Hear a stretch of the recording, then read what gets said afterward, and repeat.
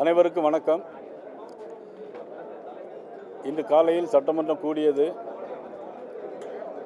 கேள்வி நேரம் முடிந்தவுடனே 0 ஓவரில் மாண்புமிகு முதலமைச்சர் அவர்கள் கரூர் சம்பவத்திற்கான விளக்கத்தை சொன்னார்கள். அதனுடைய சொன்னதுக்கு பிறகு ஒவ்வொரு கட்சி தலைவர் வாரியாக பேசும்போது கரூரில் சம்பவத்தில் என்னென்ன நடந்தது என்பதை நாங்கள் சுட்டிக்காட்டினோம். அவர்கள் பேசும்போது, முதலமைச்சர் பேசும்போது ஒருதலை பட்சமாக அவர்கள் பக்கம் எது குறையும் இல்லை என்பதற்காக சொன்னார்கள்.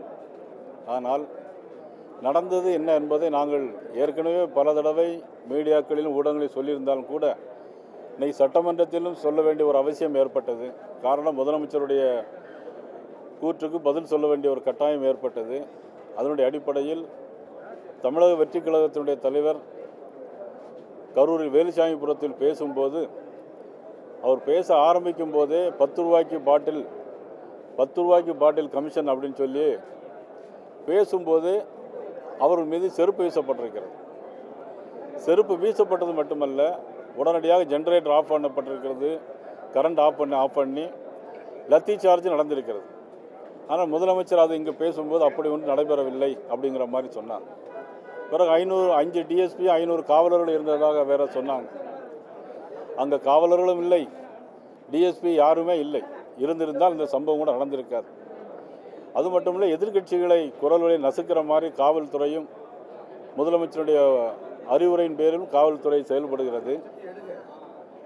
நாங்கள் எதிர்கட்சிகள் எந்த கூட்டம் நடத்தினாலும் காவல்துறை அந்த இடத்திற்கு, கேட்கிற இடத்திற்கு அனுமதி தருவதில்லை.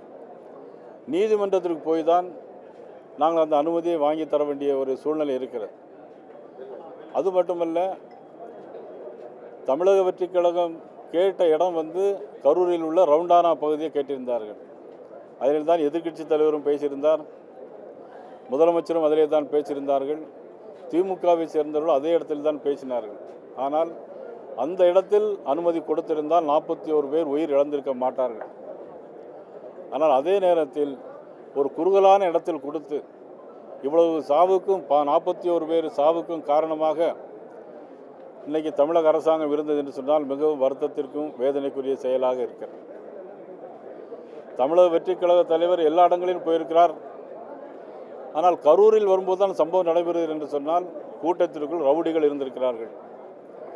ரவுடிகள் செருப்பை கலத்து வீசியிருக்கிறார்கள். எப்போ வீசியிருக்கிறார்கள் சொன்னால், 10 ரூபாய்க்கு பாட்டில் கமிஷன் போகுது, 10 ரூபாய்க்கு பாட்டில் கமிஷன் போகுதுன்னு சொன்னதுனால தான் இவ்வளவு பிரச்சனை வந்திருக்கு. இதை முதலமைச்சர் சட்டமன்றத்தில் மறைத்து காவல்துறை மீது எந்த நடவடிக்கை தவறும் இல்லை அப்படிங்கிற மாதிரி சொன்னாங்க.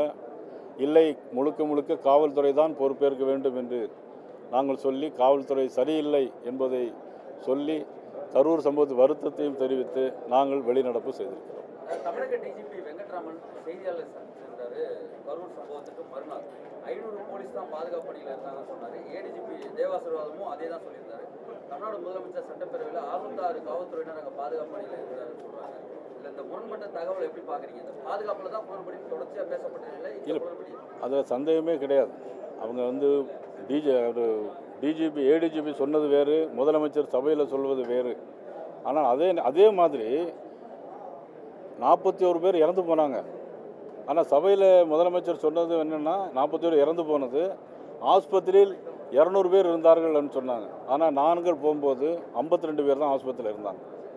52 பேர் தான் ஆஸ்பத்திரியில் இருந்தால் நாங்களே கேட்டு தெரிஞ்சுக்கிட்டோம். ஆனால் முதலமைச்சர் நீ சொல்லும்போது 200 பேர் சொன்னாங்க. இதே குளறுபடி, முன்னுக்கு பின் முரணான ஒரு தகவல்கள் தான் கரூர் சம்பவத்தில் அரங்கேறிக்கிறது. முழுக்க திராவிட முன்னேற்ற கழக அரசும் காவல்துறையும் தான் இதற்கு பொறுப்பேற்கும்.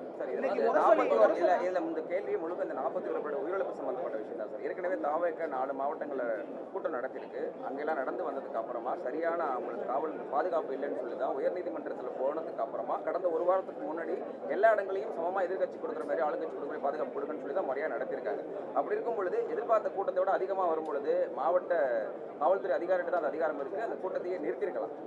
அந்த மாதிரி ஒரு சூழல் நடந்த விஷயத்தை இல்லை, அதில் உளவுத்துறை அவங்களுக்கு சரியான தகவல் கொடுத்து நிறுத்திருக்க வேண்டியது உளவுத்துறையினுடைய கவனக்குறைவு. உளவுத்துறை செயல்படவில்லை, காவல்துறை சரியாக செயல்படவில்லை. அவங்க நினச்சாங்க யார் இறந்து போனால் என்னங்கிற மாதிரி தான் நினச்சிட்டு இருந்தாங்களே தவிர, மக்களுடைய நலனை கருதி தமிழக இன்றைய காவல்துறை இல்லை. கணக்குகளை மாற்றி மாற்றி சொல்றது குறிப்பாக எப்படி பார்க்குறீங்க? டிஜிபி சொல்றதையும் சிஎம் சொல்றதையும் இவங்க வர 500 போலீஸ் பாதுகாப்பு, அதே நேரத்தில் கூடுதலாக போலீஸ் அங்கே இருந்தாங்கன்னா மக்கள் நிற்க முடியாதுன்னு டிஜிபி சொல்றாரு. ஆனால் சிஎம் இன்னைக்கு 606 பேர் இருந்தாங்க, 91 பேர் வெளி மாவட்டத்தில் பாதுகாப்புக்கு வர வருஷம் சொல்றாரு. அதாவது 12 மணிக்கு வருவதாக இருந்து 7 மணிக்கு வந்ததாக இவ்வளோ தகவல்லாம் இவ்வளோ தெளிவாக சொல்கிற முதலமைச்சர் ஏன் அவருடைய காவல்துறை உளவுத்துறை இருக்குது? அப்போ உளவுத்துறை செயல்படலையா? உளவுத்துறை சரியான தகவலை லா அண்ட் ஆர்டர் போலீஸுக்கு தெரிவிக்கலையா? அந்தந்த மாவட்ட ஆட்சித்தலைவருக்கு தெரிவிக்கலையா? இதெல்லாம் தான் தகவல்கள் முன்னுக்கு பின் முரணாக இருக்கிறது. அன்று சம்பவம் நடந்த உடனடியாகவே முதலமைச்சர் சீஃப் செக்ரட்டரி என்ன பண்ணுறாருன்னா, அங்குள்ள கலெக்டருக்கும் காவல்துறை எஸ்பிக்கு சூப்பரண்ட் ஆஃப் போலீஸுக்கும் உடனே ரிப்போர்ட் கேட்குறாங்க. ரிப்போர்ட் வருவதற்கு முன்னாடியே ஒரு தனிநபர் ஆணையத்தை அறிவிக்கிறாங்க. அதன் பிறகு இவர்கள் எந்த விதமான முன்னெச்சரிக்கை நடவடிக்கையும் இவர்கள் எடுக்கவில்லை. இன்னைக்கு ஒரு சொல்லியில் ஒரு தலையங்கம் எழுதியிருக்காங்க. அதில் என்னன்னா பாஜக சொல்லி தான் தாவேகா கட்சியே உருவாக்குனதா அதில் கட்டுரை வந்திருக்கு. இது எப்படி பார்க்குறது? அதே போல் இன்னைக்கு சட்டமன்றத்தில் கூட அது பேசினாங்க. கூட்டணிக்காமடி நீங்கள் பேசுகிறீங்க அப்படின்னு சொல்லி சொன்னாங்க. இதில் தமிழக வெற்றி கழகம் என்பதற்காக அல்ல, இறந்து போன 41 உயிர்கள் பாதுகாக்கப்பட வேண்டும் என்பதற்காக நாங்கள் பேசணுமே தவிர இதில் கூட்டணி எங்களுக்கு இல்லை. இன்னும் சொல்லப்போனால் அவர்கள் கூட்டணி ரொம்ப ஸ்ட்ராங்காக இருக்குன்னு நினச்சிட்டு இருக்கிறாங்க. 2011 இதே மாதிரி தான் வலுவான கூட்டணியாக வச்சுருந்தாங்க. விடுதலை சிறுத்தைகள், திமுக, காங்கிரஸ் எல்லா கட்சிகளும் வச்சு சேர்த்து. ஆனால் மக்கள் மனமாற்றம் ஏற்பட்டது, ஆட்சி மாற்றம் வந்தது 2011. அதே மாதிரி ஆட்சி மாற்றம் நிச்சயமாக வரும். இந்த சூழலில் இந்த சிபிஐ என்கொயரியில் இது முழுக்கமான விஷயம் வரும் நம்புறீங்களா? நிச்சயமாக எதிர்பார்த்த மாதிரியான ஒரு முடிவு வரும் நினைக்கிறேன். நிச்சயமாக சிபிஐ விசாரணை முடிவில் ஒரு நல்ல தெளிவான ஒரு முடிவு கிடைக்கும். நமக்கு உச்சநீதிமன்றம் அமைத்த அந்த ஓய்வு பெற்ற நீதிபதியோடைய அந்த கமிட்டியில் 2 ஐபிஎஸ் அதிகாரிகள் வெளி மாநிலத்தை சார்ந்தவர், தமிழர்கள் இல்லை.